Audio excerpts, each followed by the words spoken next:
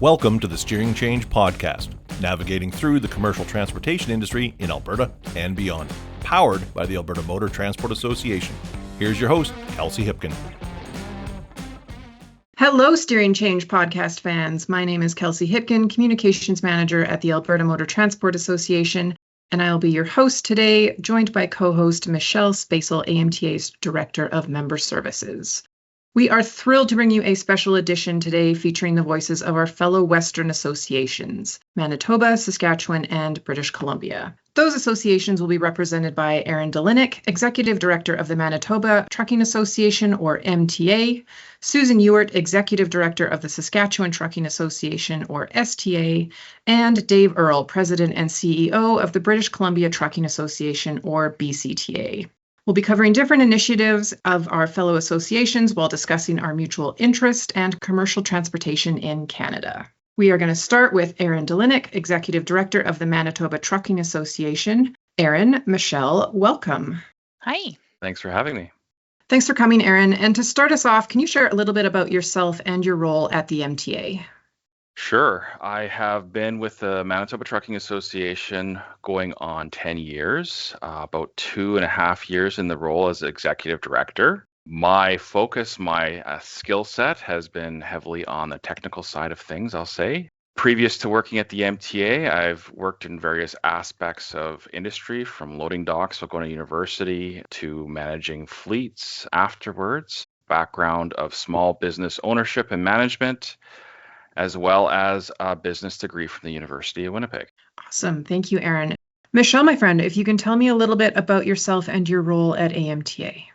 Thanks, Kelsey. I am the Director of Member Services at AMTA. My primary part of my role is the outward face of our association. So I have a team of about 12 fantastic humans that really take the approach of building the relationships with our members, ensuring that we're meeting the needs and working with them to elevate the transportation industry.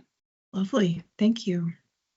So, Aaron, can you provide an overview of Manitoba Trucking Association, or MTA, and your primary services that you bring to the transportation industry? Sure. So the Manitoba Trucking Association was established in 1932. Our roots go back into the early 1920s, and just about as long as there's been a commercial truck transportation industry, our association has served the needs of that industry. Our mission statement is that we advocate, support, and educate to create a safe and healthy business environment for the trucking industry. So within the MTA proper, we have three main pillars. Advocate. I'm a lobbyist. I'm an advocate and that's what I do. We support. Support comes in many forms, from, working with our members to understand complex regulations, to understand challenges, to navigate things like road closures, problem solve, right? Throughout the pandemic, we purchased a substantial amount of hand sanitizer and had it bottled and sent out to drivers when it wasn't otherwise available. So support can come in many forms. And then the last pillar is educate. We do a lot of training through our various divisions. Last year, we trained in excess of 3,000 people. So it's a big part of what we do here at the MTA. So outside of the MTA proper, we have two other divisions. We have our RPM, Risk Professionally Managed Trucking Industry Safety Program. Established in 2015 at the request of our board of directors, our board realized that we needed to do better when it came to managing our WCB claims, improving the safety of our workers of our industry, and we sought the creation of an industry-based safety program. So that was launched in 2015. 2017, we started certifying safety programs, and today we have more than 135 companies that are registered and working with our association on a daily basis. The last pillar is we have our Human Resource Council. So the province of Manitoba has a sector council program, and what it does is it provides funding for workforce development initiatives. So we are extremely focused through our Human Resource Council on the recruitment, training, and retention of new and existing industry members to support the employment needs of our industry. Awesome. I didn't even know about that HR council, so I'm going to learn more about that from you at another time. I think that's an exciting pillar. What are the top one or two initiatives that you're currently working towards to support and improve road and worker safety for the carriers in Manitoba? So I would say it's hard to bring it down to one or two. One or two? I think I have three that I want to speak to. When it Absolutely. comes to safety, I'll say, number one, working to ensure that a lack of compliance related to safety, labor, and immigration are not a competitive advantage in our industry. I think we see all too often, trucking is like a commodity, and our industry's challenged right now in these areas where people are cutting corners. Less than reputable companies are cutting corners, and it impacts road safety as well as employee safety.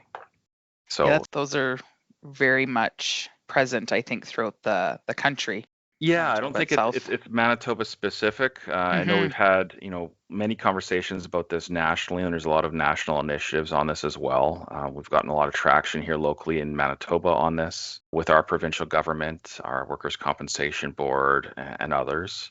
And then, I'd say the next initiative would be, raising the bar in driver training. I know, you folks in Alberta have done a lot on this, but this is something that our members are passionate about. And, our board, I would say one of the most common things we talk about at our board meetings are, driver training and raising the bar. And, in Manitoba, prior to MELT, we had, I think it was 5 schools in Manitoba that had, approved curriculum that did a 244-hour training course.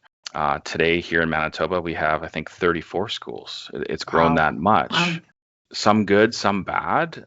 I think, our most recent board meeting last week, we talked about this as well. We'd like to see the quality of students improve. And a big part of that is the pre-licensing training, but another big part of that is getting recognized and support for the post-licensing training and mentorship that takes place with the carrier.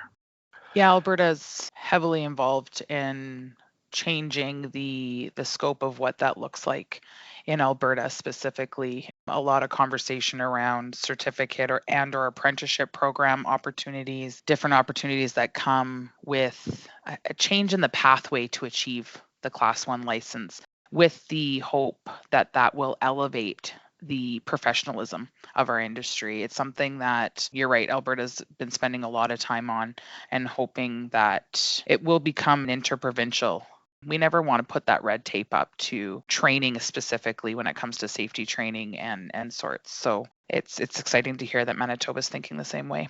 Yeah, I co-chair a joint steering committee with the province of Manitoba that's looking at this, and we're hoping that there's going to be an announcement here in the coming weeks on this regard to hopefully direct some sort of, I'll say, go forward direction that industry and government can take together. It's exciting. The third item is expansion of our RPM safety program. It's still a fairly new program compared to, let's say, the core program in Alberta. That being said, we're still seeing good growth, and we want to continue to grow. We just went through some strategic planning last year on how do we evolve, how do we continue to be relevant, how do we continue to serve the needs of industry. So there's a lot of good initiatives there that we're excited to sort of push forward in the coming years.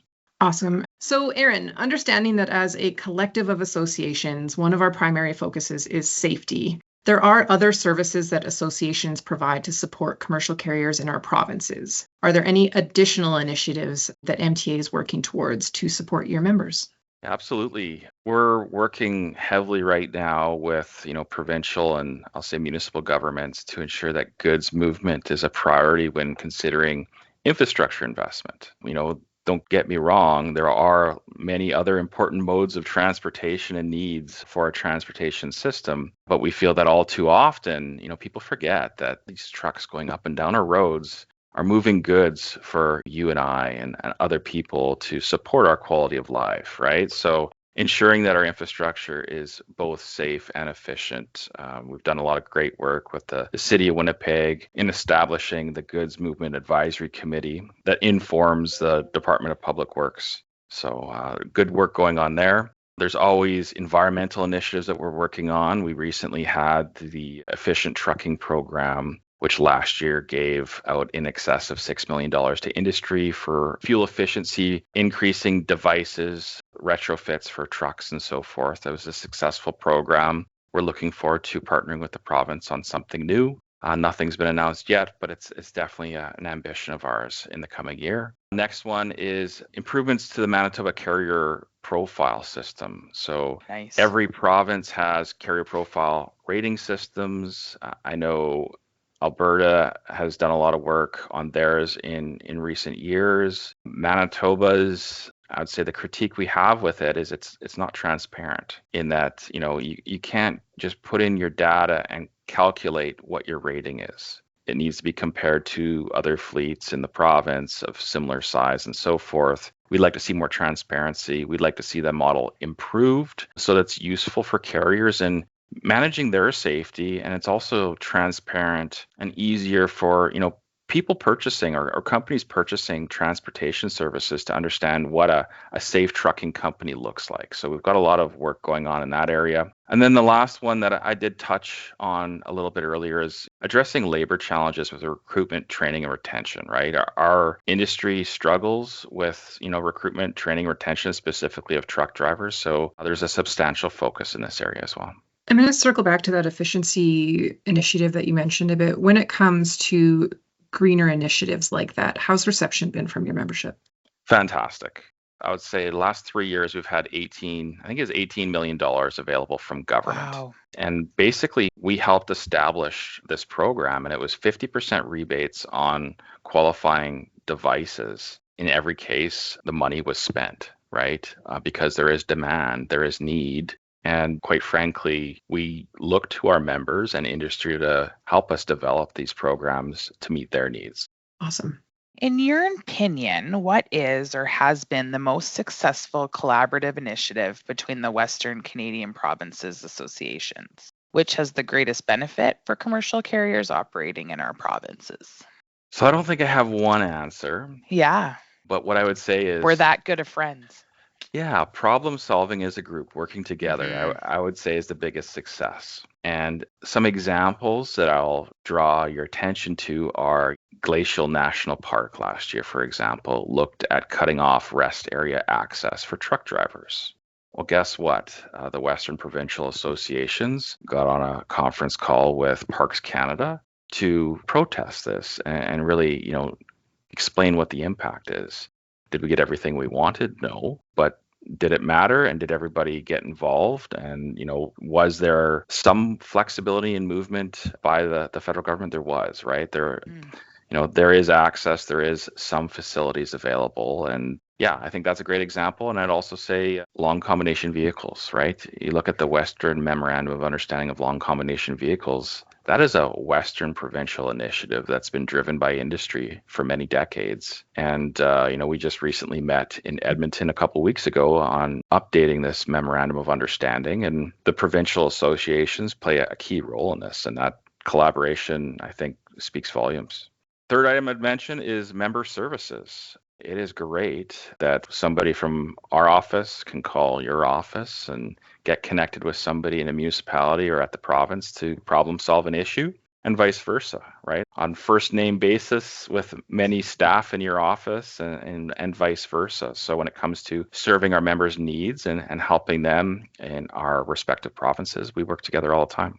I think it allows for that trust to be built with not only in the associations, but with our industry and our members. Knowing from a membership perspective that we communicate and we connect and we talk and we stay connected, I think gives them a little bit of reassurance that we are looking to eliminate barriers. Even training, for instance, is something that comes to mind. We're always constantly talking about what training are you guys offering? What training are we offering to ensure that where at all possible, we are working collaboratively to reduce a lot of things. I think the incidences in the workplace is always my first one that I always go to. That is our common goal, is to make our highways safer for our members and the public. And working as closely together as we do, I believe, helps support those initiatives. Definitely. I think relating to that as well, the last item that I wanted to mention, it's not maybe a current collaborative initiative that is happening, but it's work in progress, is the CTSP designation, right? A Certified Transportation Safety Professional. I know you guys have had this designation for a long time. We're looking to launch it here shortly. And very exciting. giving industry a tool in, developing safety professionals and being able to hire standardized and certified professionals that meet the needs of industry is a big step forward. Yeah, that's something I always call it my baby. It's something that I've been involved in since the very first day of concept, and it is amazing to see the success that it's had. Timing wise was kind of unfortunate due to COVID. It halted a few things. I know that you and I, Aaron, have been talking about this for a few years now, but I'm super excited to see a year from now what it looks like and how we've been part of building an interprovincially recognized safety designation that is specific for our transportation industry. Will bring huge value and hopefully success towards reducing those injuries in the workplace. And we're seeing that collaboration on different levels too, right? Like I believe it was Susan with MTA, the communications groups for the Western associations meet every couple of weeks.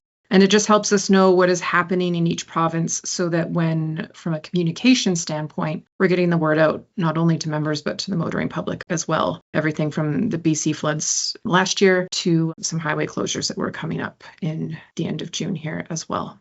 Absolutely. It's, I would say, one of the most important things we do as associations or trucking associations is communicate, and being detailed and specific and not over communicating. It's a fine balance, right? So completely agree. Absolutely. All right. So we're going to shift gears to end this. So before we end officially, Aaron, is there anything final that you wanted to share? Sure. I'd say our mutual success has been driven by collaboration as provincial associations. And I would say that our federal model as a federation of provincial associations allows us to serve our members at all levels of government while working together as provinces. That federal model, that federation being the Canadian Trucking Alliance. Awesome. Thank you. And for a lot of the information that Aaron touched on today for our listeners, we will be having a lot of links in our show notes. So you can access all of the information that was touched on today. And Michelle, my friend, are there any final words that you want to share? I just want to thank you, Aaron, for taking the time today. I think our listeners are going to see huge value and at least that comfort of knowing that we are constant communication with each other and looking to grow our industry in a way that will elevate the experience for everybody. So I hope that this will possibly be a trend that we will see on our podcast. Hopefully get everybody in the room a couple times a year to continue these conversations and discussions and let our listeners know that we are a tight-knit group that all have some really good common goals towards bettering our industry. So thank you so much, Aaron. Thank you so much for having me. I can't put it any better than that. So we are going to wrap up there. Michelle and Aaron, thank you so much for joining us today. Thanks, Kelsey. Susan, welcome. To start us off, can you share a little bit about yourself and your role at the Saskatchewan Trucking Association? Sure. Thanks for having me, Kelsey and Michelle. Well, I'm the executive director for the Saskatchewan Trucking Association. I've been in my role. This is my 8th year. Wow. And it's gone by really fast. I enjoy what I do. I definitely do not have a trucking background, but I've been learning along the way. And I still learn everything today. I would say that my biggest challenge sometimes is vehicle weights and dimensions. I don't know. I think you need to be an engineer to figure that stuff out. But you're not alone. My primary focus really is around advocacy and then guiding the team here at the association to, really elevate the presence of trucking within the province of Saskatchewan and across Canada. It's one thing I can appreciate, Susan, is every time you and I are in a meeting together and I'm like, what are they talking about? I can always almost look through the screen and be like, Susan's thinking the same thing. Like we could have a side chat as to like really getting into the definitions, because I also don't come from a trucking background, and it's cool to see the experts on the calls really be able to help guide us through some of these deep conversations that happen when it comes to transportation. Absolutely. I think that sometimes it's difficult with all of the acronyms that get thrown out and you're in those meetings and you're like, what are they talking about? Could someone draw a picture? If you showed me a visual, I might really know what that was. Yeah, absolutely. Can you provide us an overview of what STA and your primary services is that you bring to the transportation industry in Saskatchewan? Sure. So we do have a strategic plan and a mission, vision, and values that we live. I guess our main thing that we do is advocacy on behalf of the industry within Saskatchewan. We also focus on safety, education, and training, developing the industry. and as well as that economic piece that trucking brings to the province of Saskatchewan, making sure that our government and stakeholders understand how valuable trucking is to our export-based economy. So those are sort of the main things that we focus on throughout the year. And then, of course, through our strategic plan, we break that down into different strategies or things that we want to work on, like workforce development or business operational issues that might challenge trucking. Because, I mean, ultimately, the goal here in Saskatchewan is to create a better business environment for trucking within our province. Yeah, absolutely. What are one or two of the initiatives that you're working towards to support and improve road and worker safety for the carriers in Saskatchewan right now?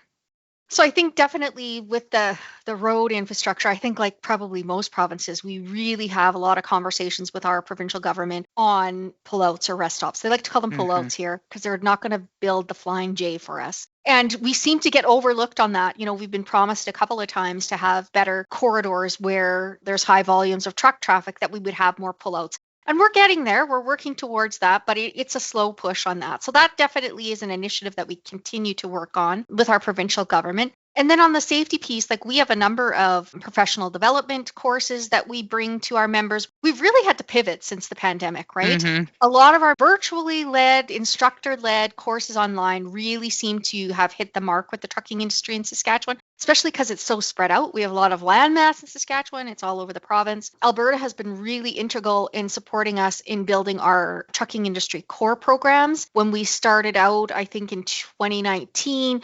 WCB had approached us about, we think you guys should take this on. And I had no clue what they were talking about at the time.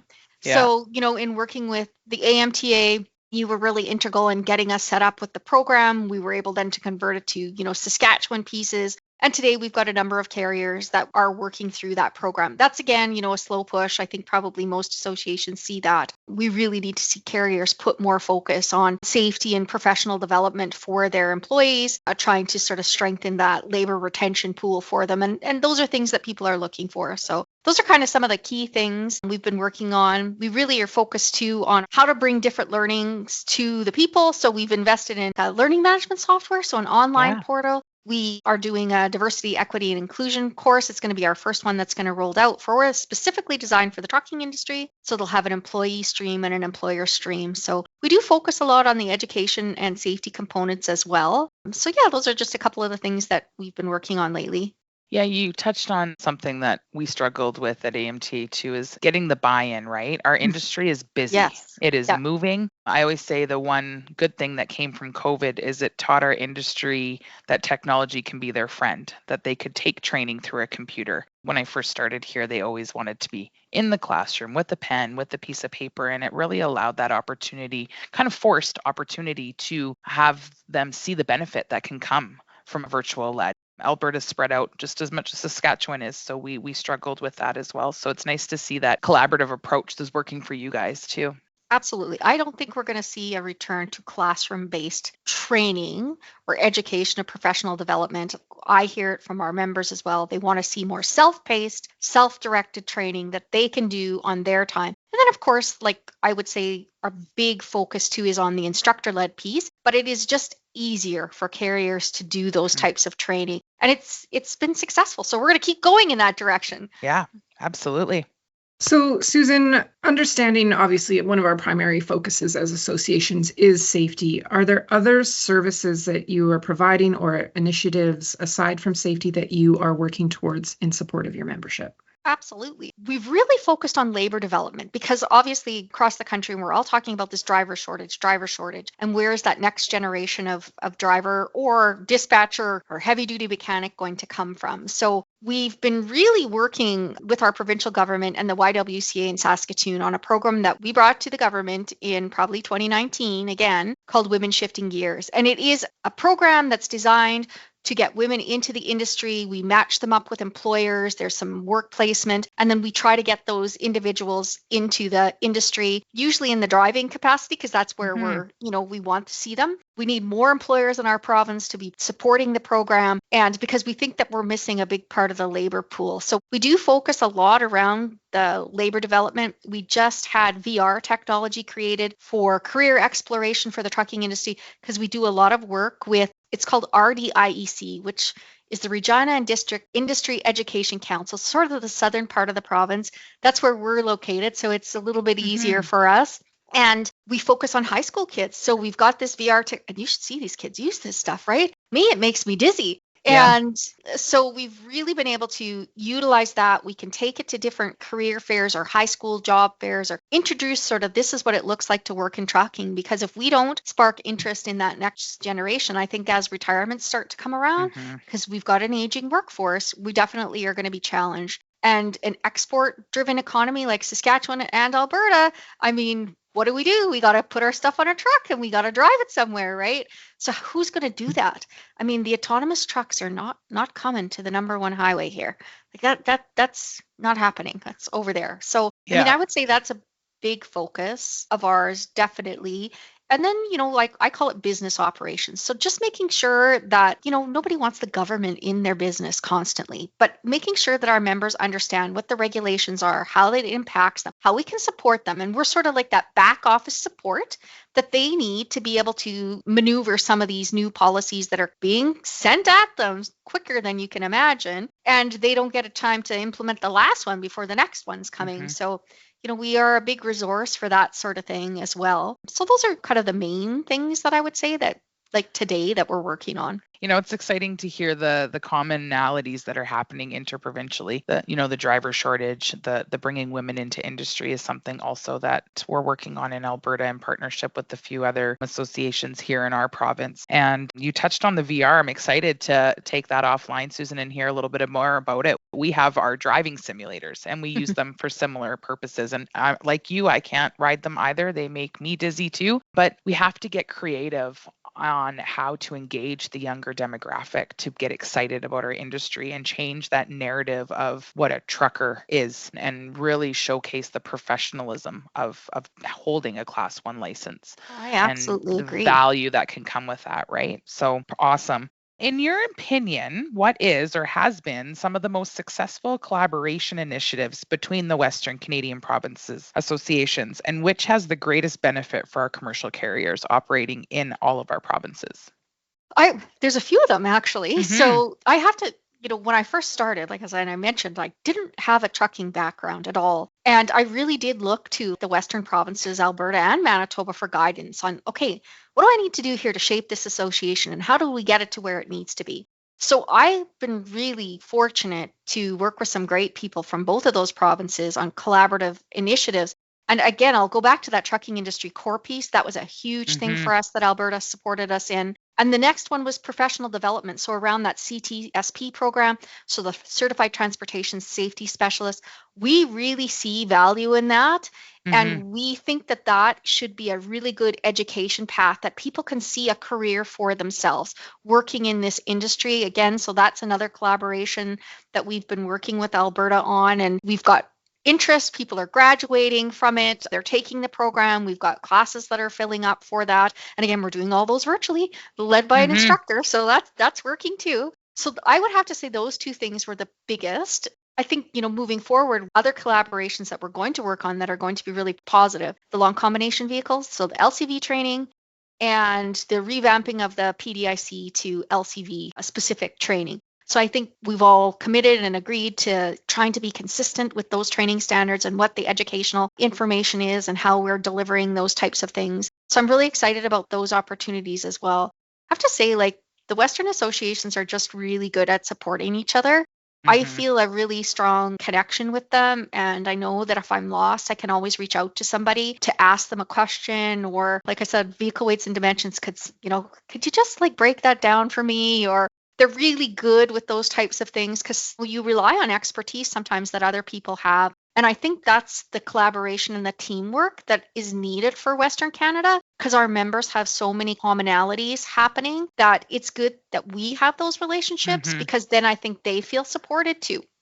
Well, and it builds that trust with our industry, right? Knowing that we talk on a regular basis, that our communications teams are in constant connection, and ensuring that we're trying to reduce the barrier for making our industry safer by providing consistent training throughout the provinces, I think is a really good step in the right direction. And the CTSP program, we have an exam happening on Friday, and we have 10 students writing. So it's so cool to see the success of that program. And we're steps away from giving it to our partners that are your neighbors in Manitoba. So we're hoping come the end of this year or early next that we can really strongly leverage an interprovincial designation for our safety folks that is specific to transportation. So it's cool to be a part of that story, to be able to support our industry. And I think it's why conversations like this are so important too. I mean, even Susan, you were talking about a new diversity and inclusion course that you guys have coming out, the Women Shifting Gears program and recruitment. And I'm just thinking, how can we leverage that in the other provinces, right? Is it another podcast? Is it another initiative that we can share to like boost that recruitment throughout the West? Absolutely. I mean, we're more than happy to share, our learnings, our outcomes from them. The DEI course, we had it all converted into the LMS platform. So there's a pathway for employees and there's a pathway for like supervisors and managers. And, we're happy to collaborate and share and provide those resources as well. And we hope that the industry sees value in it, because the only way that they're going to grow and retain labor and create a workforce is looking at different ways. So diversity. And if we can somehow spark the light in another female to think, hey, I could work in that industry, and I really don't want to work behind a desk. I want to get out there on the road, and I want to check out the countryside, and I'm okay to travel from here to out to BC and recognize that they are contributing to the economic impact of their provinces and the country, and that they are doing something that's valuable. And trucking companies are looking at, how they can reduce their greenhouse gas emissions and their environmental footprint. Like, there is so much of that going on, and those are untold stories within our industry that I think that we are just, people need to listen. We need to do more of these types of things. Like, hear us, like, come on, join us. Exactly. To that end, with our story today, is there anything, Susan, that you would like to share on top of what we've already spoken about? Thank you for the opportunity to invite me to participate in your podcast. I appreciate that. It's always fun, connecting with other associations, and I always get lots of ideas from the other associations as well. And I hope that we're reciprocating with that. So absolutely. It's been great to have you, Susan. Thank you so much. I think this is something that we could put into our list of things to do on a, if not annual, but biannual basis, just to reassure industry that we're talking all the time, and we're working as a team to try to support them with getting our goods to where they have to get to. Absolutely. Well, thank you very much. Welcome, Dave. Thank you for joining us. To start us off, can you share a little bit about yourself and your role at the British Columbia Trucking Association?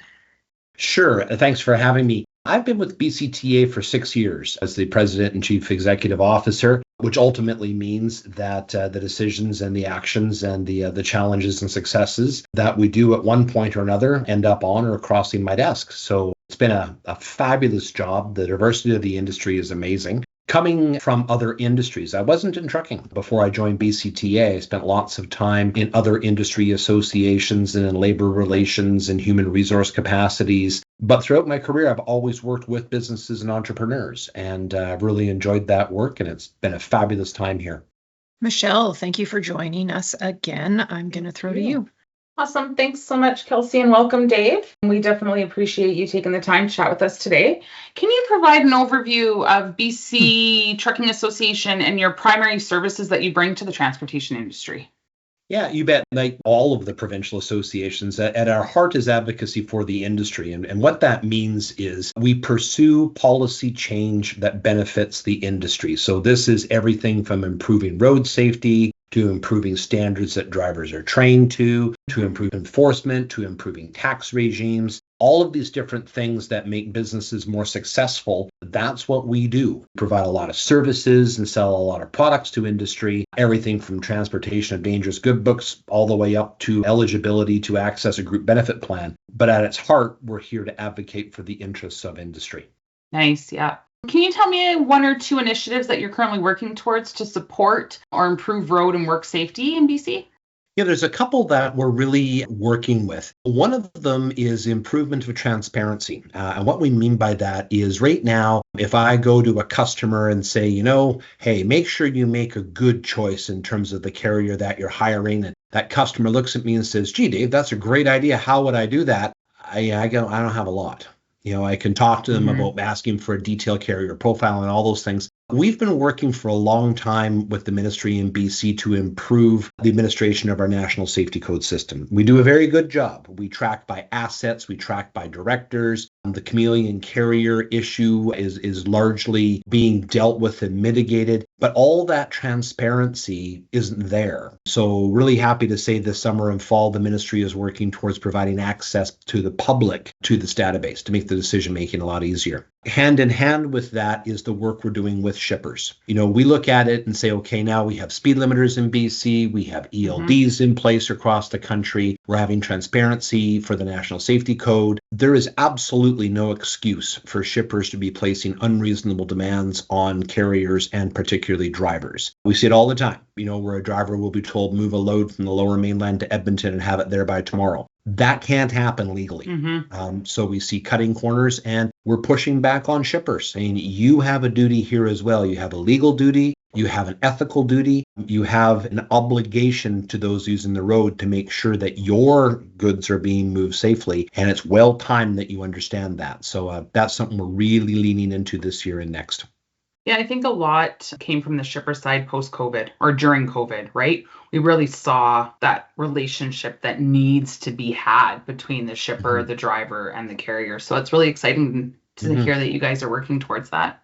For sure. And Dave, understanding that as a collective, our associations, the primary focus is safety. Are there any additional initiatives that BCTA is working towards in support of your membership or the motoring public?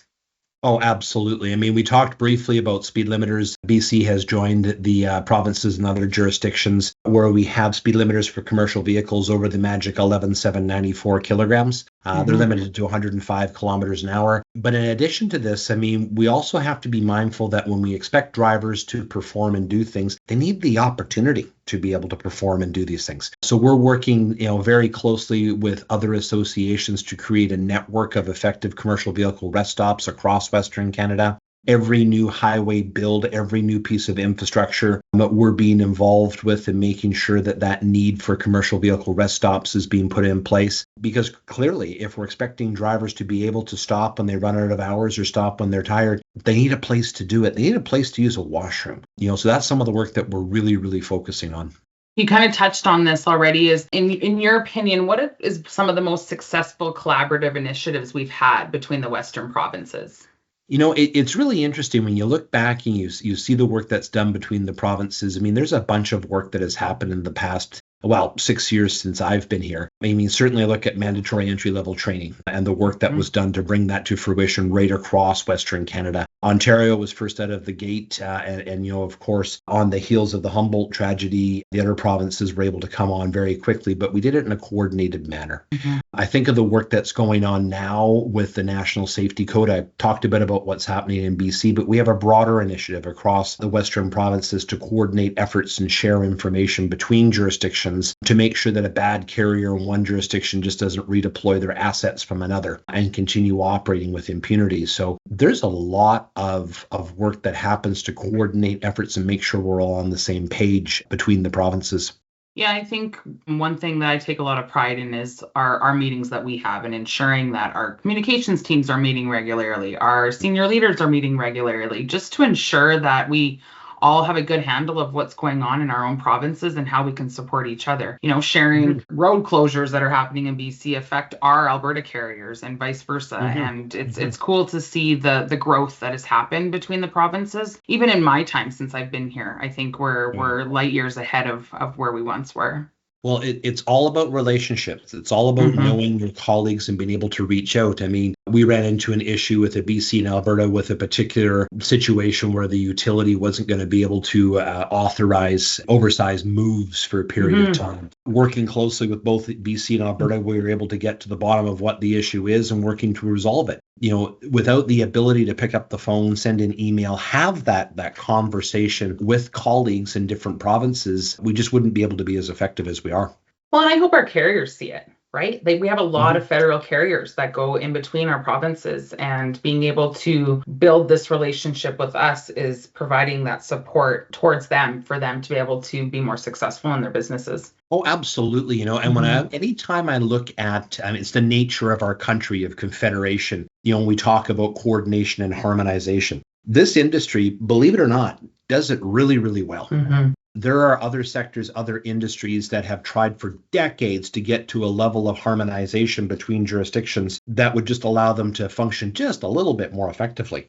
For all the lumps and the warts and the problems that we have with everything from different types of enforcement, different types of weight allowances, dimensional allowances, hours of operation, not hours of service, but I'm thinking about the oversized overweight moves between BC and Alberta. With all of those friction points, it's really, really amazing to look at all the successes we've had to be able to move seamlessly from coast to coast to coast in this country with commercial vehicles. Absolutely. Dave, you mentioned the shippers, which is something kind of a BC thing. We're landlocked over here, Manitoba, Saskatchewan, and ourselves. Are there any other unique aspects to BCTA that have to do with you guys being on the coast as opposed to landlocked?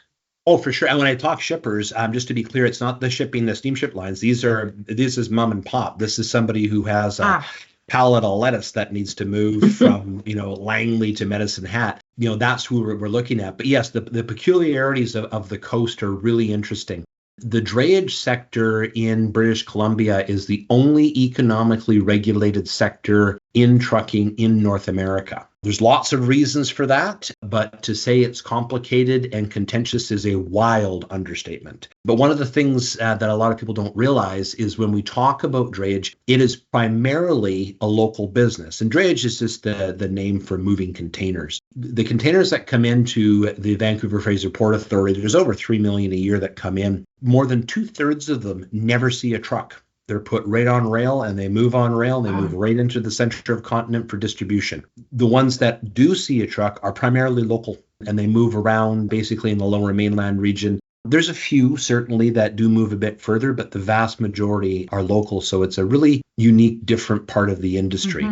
And because of that, the lens that gets applied to transportation decisions and infrastructure decisions can be really, really challenging for us to make sure that our interests do get elevated. So we're involved in a variety of different organizations and tables to coordinate those efforts, not just with the trucking industry, but with road, marine, and air as well. It's a really interesting part of the job. Awesome. Yeah, that would be a cool episode all on its own, just that whole aspect. Okay, I'm going to shift towards our conclusion, friends. Before we end, though, Dave, are there any final words that you would like to share? I guess one of the things when I think about our industry and where we are and where we need to go, I think the next decade is going to represent the biggest single sea shift and change in operations that we've experienced, certainly since the mid part of the 20th century. When I look at how laws are evolving and changing both taxation and employment around independent operators, when I look at the pressure on our industry to decarbonize, be it through alternate fuels, alternate technology, zero emission vehicle technology,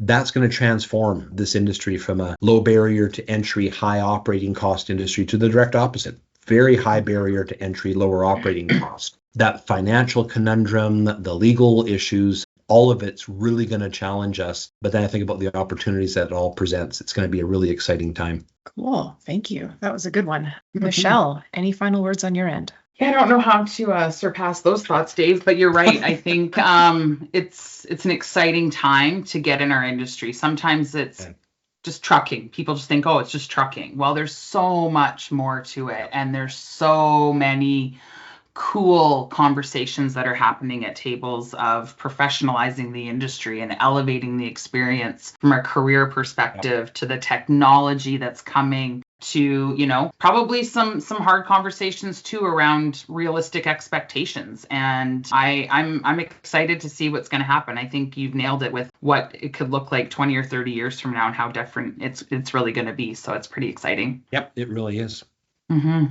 So Dave, Aaron, and Susan, I just want to thank you all so very much for taking the time to sit down and chat with us about industry across our Western provinces. I have a feeling we will be making this a bit of a regular episode, so I hope that you guys will come back. For all the information you've heard here for our listeners, we will have a lot of links in the show notes, so keep an eye out for those, or also feel free to reach out to us and we're happy to help. Thank you so much, everyone. And now, my friends, a special segment we've put together here at Steering Change for the next few episodes that we cannot achieve without your help. Let's throw to Rob Destree for more. Hey, Kelsey, I guess it's that time. What time is that, Rob? I think it's time for us to talk about the best big rig movie ever, 70s and 80s edition. That sounds like a wonderful idea. For our first bracket, we have Breaker Breaker, 1977, versus The Duel from 1971. Which should be noted that was Spielberg's first, I think, directorial debut for TV. Correct, made for TV. Yeah. Dennis Weaver, outstanding. I really enjoyed Dennis Weaver. What do you think of the plot and the pathos? I would call it a lackluster family man and traveling salesman on a business trip caught behind an old oil tanker. Upon passing it, man kickstarts a dangerous game of highway cat and mouse. Did you copy and paste that off IMDb? No, I copy and pasted it from my brain. Okay.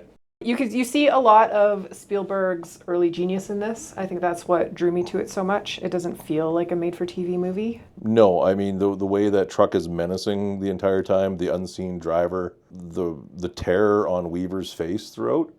I mean, Weaver nailed that, right? He does. And I mean, for a time when I got about midway through the film, I was like, does this truck even exist, or is it some sort of allegory for what's going on in the salesman's mind? Oh, I never but even it does considered indeed that. exist, because there's a scene where the school bus is broken down and the truck comes and gives him a hand. Oh, okay. I wouldn't have even considered that tangent, that angle. So, interesting take. It felt very Hitchcockian. I did Google it, and he was one of Spielberg's kind of someone that he would draw upon as a young director. So it did have that sense of suspense throughout. I mean, which makes sense, because if you're looking at peak tension, how to frame, how to stage the scene. Yeah, I mean, Hitchcock was outstanding with that.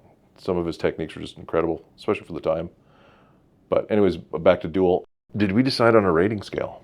Out of 5. But was it going to be gear shifts, air horns, tires? CB radios. CB radios. All right, I'm down with the CB radios. Okay, out of 5 CB radios, how many would you give it? I gave this one 4. I would agree. Again, the pacing is awesome. It just the made-for-TV movie budget may have cost them a little bit with some of it, but other than that, that truck, it's terrorizing, right? It's almost like watching The Car, which again, not a truck driving movie, but The Car, same thing. The faceless driver of the car attacking. I don't know if you've ever seen The Car. No. Oh, yeah, it's a possessed Cadillac / Lincoln something or other. I can't remember, but terrorizing people. So that same thing. You don't see the person, it just keeps terrorizing people. And just the truck as itself as a villain was awesome. Just the way that they present that. As a big rig film, does it present our industry in the best light? No. That's probably why we lost 1 CB radio off that as well. That's why we lost that 1 CB radio. Okay. But then when we turn the page and we go forward 6 years to 1977, we have the Don Hewlett gem, Breaker Breaker, starring a young Chuck Norris. Truck driver J.G. Dawes entrusts his brother with a reefer load. The load is intercepted by the shady and newly incorporated Texas City run by corrupt Judge Joshua Trimmings. In search of his brother, J.D. takes on Texas City with his mad karate skills while taking time to woo the judge's estranged daughter-in-law, Arlene. That movie was so bad. It's one of the ones like you only have 3 channels. It's a Sunday. You got to go to school tomorrow, and it's just on the TV, and you just sit there and watch it. Background noise. That's probably the highest praise you're going to give that movie. Chuck Norris, was he the icon yet, or was that because I think he'd done. This was only his 4th credited film. Okay, so audiences hadn't quite embraced him. Well, maybe they had. That was a while back. But the acting was terrible. The writing was terrible. The only person that I thought had any kind of acting skill was the judge. What was his name? Judge Joshua Trimmings. Did you have the actor's name? I don't have the actor's name. It felt like he was a classically trained stage actor, because his scenes, he emoted very well, more so than a lot of the cardboard cutout characters in that movie. I did label the best supporting actor the CB radio, so that does go to show how well some of the actors did. I did pull a couple lines. Norris drives a Kenworth named Cindy Joe. Drivers, if you do name your rigs, we would love for you to share those in our mailbox. Especially if you named it Cindy Joe. Especially if you named it Cindy Joe. Some of my favorite lines were, I never thought I'd let a man see me cry. And can't run a boxed lunch through that town without everyone taking a bite. Oh, that's a good one. I did notice, and you'll hear this throughout, seatbelts are questionable. I looked it up, and seatbelts became mandatory in the States in 1968. I don't think out of any of the films in this bracket we've seen them, so just a note to you all out there, make sure that you are wearing your seatbelts and staying safe on the road. This PSA is brought to you by Kelsey Hipkin. Thank you. Yes, I guess probably one of my favorite bits was the meme-worthy van that he drove. I mean, the only thing that would have made that better is if the eagle on the side of the van was crying. So that was the highlight of the movie, which tells you I'm going to give it 1 CB radio, and half that's for the van and the screaming eagle on the side. I'm very similar from the truck driving perspective. When JD is in trouble and they send out on the radio that he does need help, a lot of truck drivers come to his aid. True. And that just adds to that. Truck drivers are out on the road watching out for things, right? So this just kind of fills that and emphasizes that the truck drivers are out there being safe and they're out there to help when necessary. I gave this 1.5 CB radios out of 5, and it got that extra half for the finale that included all the trucks driving through buildings and a showdown in a corral with a horse included. All right. Okay. I'll bump it up to 1.5 then as well. Sold. For the brotherhood of truckers, and yeah, that Sisterhood. Or sisterhood, and the ruining that entire staged backdrop, whatever you want to call it, town. That was that and the Screaming Eagle. 1.5. All right, Steering Change podcast listeners, Kelsey and I have weighed in on our views. What say you? Please feel free to reach out to us on social media. Kelsey, any other advice you'd like to give the folks? Yes, my friends, we will have this on Instagram, X, Facebook, and LinkedIn. You can vote, you can comment, keep an eye out, and we look forward to hearing from you. All right, see you next time. Thank you for listening to this episode of AMTA's Steering Change podcast. The views expressed by guests of the Steering Change podcast are their own and may not reflect the views of AMTA, its hosts, or sponsors. Do you have a question that you would like answered on an upcoming episode of the Steering Change podcast? We want to hear from you. To submit a question to the Steering Change Mailbag, hit up our DMs on LinkedIn, Facebook, Twitter, or Instagram with the hashtag Steering Change, and your question will be answered either live on the podcast or by one of our SMEs here at AMTA. We ask that you share this episode with those in your network that could benefit from what we discussed today, and make sure to subscribe to our podcast on your favorite podcast platform so you can be notified when future episodes are released. You can learn more about us and our mission by visiting www.amta.ca. Now get out there and have a safe day.